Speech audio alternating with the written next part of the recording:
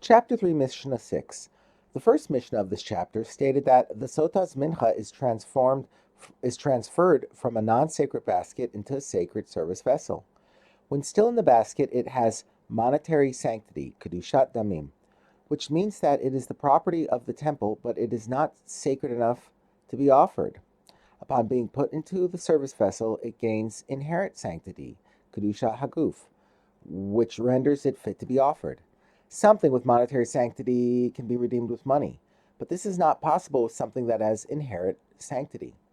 This Mishnah teaches what happens if the mincha becomes tameh and thus disqualified during either one of these stages.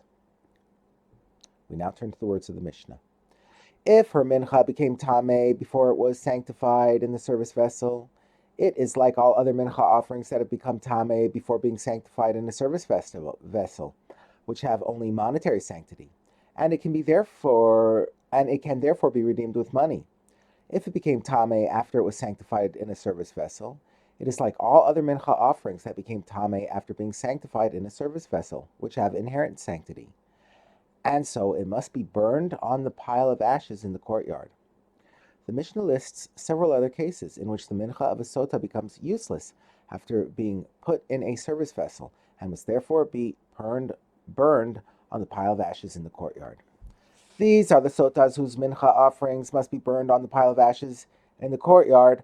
One who says to her husband, I am defiled, and thus prohibited to you. One about whom witnesses came and testified that she was defiled. One who says, I will not drink the water. One whose husband does not want her to drink the water. And one whose husband cohabited with her on the way to the court in Jerusalem. The mincha of a sotah is offered only if she drinks the water. Thus, in each of these situations where she does not drink the water, her mincha is disqualified.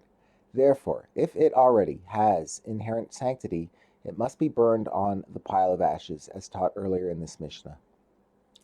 Another case in which the mincha must be burned on the pile of ashes in the courtyard. And all sotahs who are married to Kohanim, their mincha offerings must always be burned on the pile of ashes, even if they are not disqualified.